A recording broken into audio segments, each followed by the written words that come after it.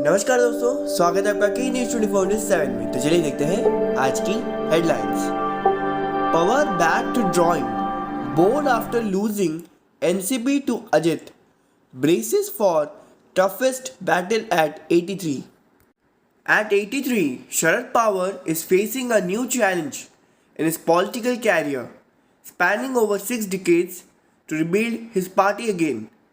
However, unlike the past, when he fought many a battle against his political rivals, this time the gauntlet has been thrown by his nephew and ex-protege Ajit Pawar, the Deputy Chief Minister in the NDA-led Maharashtra government. On Tuesday, the Election Commission (EC) declared Ajit-led NCP group as the real NCP, handing it both the party's original name and its symbol clock. While giving its ruling, the EC asked Pawar-led NCP faction to suggest a list of 3 preferences for its name for the upcoming Rajya Sabha elections in Maharashtra. On Wednesday, accepting the faction first preference, the EC allotted it in the name Nationalist Congress Party, Sharad Chandra Pawar. It is another matter that Pawar is the founder of the NCP, with Ajit rebelling against him to cross over the NDA in July 2023, along with his group of party leaders and legislatures. The question doing the round in the state political circles is, will Pawar succeed in reconstructing and revamping his party again? For his political skills and unrelenting work, Pawar has continued to remain a key figure at the center stage of Maharashtra politics for decades. Even his detractors acknowledge his never say die attitude and are not willing to write him off. As they track his next move, a common refrain among them is, Pawar may be down but not out yet. Mamata Banerjee raps BJP MLAs for singing national anthem during state song. It is an insult too. The West Bengal Assembly budget session began on a note of chaos on Thursday as BJP legislatures sang the national anthem while the state song was being played, PTI reported. Speaker Biman Banerjee, after entering the house, instructed officials to play the state song Bangal Mati Bangal Jal before the beginning of the state budget session. However, as the song was being played, BJP MLA stood up and started singing the national anthem. This was condemned by West Bengal Chief Minister Mamata Banerjee, who asserted that it was an insult to the national anthem. National anthem is being played at the end. The BJP singing the national anthem when the state song is being played is an insult to the national anthem, Banerjee was quoted by saying by the news agency. Uttarakhand House of OK's UCC bill, first state to pass it. The Uniform Civil Code UCC bill, which was tabled by Steam Dhami in the state assembly on Tuesday, was passed in the House on Wednesday.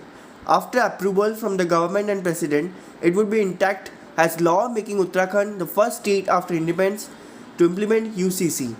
After the long discussions on the bill, during which opposition members demanded that the bill should be sent to a standing committee to examine certain provisions like registration of live-in relationship, the bill eventually went through with a voice vote around 6 p.m.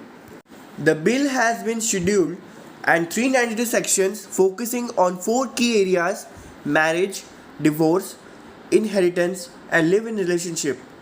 There are provisions for ending practices of polygamy, polyandry, halala, and iddat, besides giving equal inheritance rights to males and females.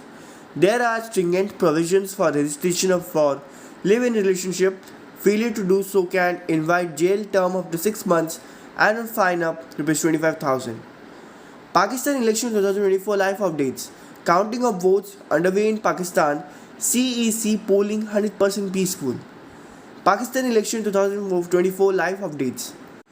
Voting included in Pakistan for parliamentary elections on Thursday at 5 p.m. amidst escalating militant attack and allegations of electoral misconduct, raising concerns about the integrity of the vote and the likelihood of a coalition government formation due to deep political divisions. Meanwhile, Pakistan suspended mobile phone services across the nation on Thursday, citing the need to preserve order amidst anticipated unrest surrounding the continuous polls. Nearly 80,000 candidates are standing for seats in the national and 4 provincial assemblies. 44 political parties are Competing for seats in the National Assembly, the lower house of parliament, where 266 seats are being contested, while an additional 70 seats are reserved for women and minorities. The country's 90,000 polling station opened from 8 am until 5 pm with more than 650,000 army, parliamentary and police personnel providing security. Meanwhile, elections have been postponed in one national and provisional assembly constituencies due to the death of contesting candidates. This includes NA8 Bajaur, PK22 Bajaur, PK91 Kohat, PP266 Rahim Yar Khan. Voters elsewhere will cast 2 votes each, one for each of 2 assemblies. Following the elections, the newly elected parliament will select a prime minister. If no single party secures a majority, the party with the largest portion of assembly seats can form a coalition government. However, the incoming government will confront formidable challenges including managing internal unrest, addressing a severe economic crisis, tackling illegal migration. Inflation is soaring at nearly 30, with the rupee plummeting for the past 3 years, and a significant balance of payments deficit has led to a halt in imports, significantly hindering industrial expansion. PM Modi, not OBC by birth, misleading people. Rahul Gandhi in Odisha. Congress leader Rahul Gandhi on Thursday said that Narendra Modi and the ruling Bharatiya Janata Party BJP are against caste census because the Prime Minister was not born in an other backward class OBC family but instead in the general category. Addressing a public rally in Odisha during Bharat Jodo Nyaya Yatra, Gandhi said PM Modi was not born in the OBC category. He was born telecast in Gujarat. The community was given the tag of OBC in the year 2000 by the BJP. He was born in a general caste. He will not allow caste census to be conducted in his entire life because he was not born in OBC, was born in general caste. Gandhi made this statement during the third and concluding day of the Odisha Ledge while clarifying that the ideals behind caste census and a Congress-led yatra are not different. There was a very interesting topic in a press conference yesterday when a reporter asked me why I talk of caste census and Bharat Jodo Nyaya Yatra at the same time. So I said that, do you know how many Adivasis are there in the country? I will tell you 8% Adivasis, 15% Dalits and 50 by 55% OBCs. You tell me not to raise voice against casteism, but the media people should look around and see if there is even one Dalit or Adivasi sitting among them. Show me a worker from the scheduled caste in any of the top 200 biggest companies of India. Forget these companies, can you show me the correct representation of these numbers within the Indian government? He asked.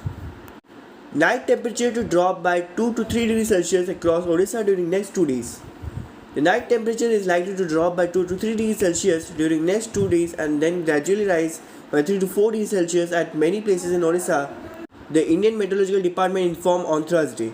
The mercury may drop to 20 degrees Celsius and below in Bhubaneswar and Cuttack during this period, while shallow to moderate fog may persist in south coastal of Odisha, Ganjam, Gajapati, Kandhamal, Koraput, Kalahandi, Nabarangpur during next 2 days. Weather agency has also forecast rain for 2 days from February 11.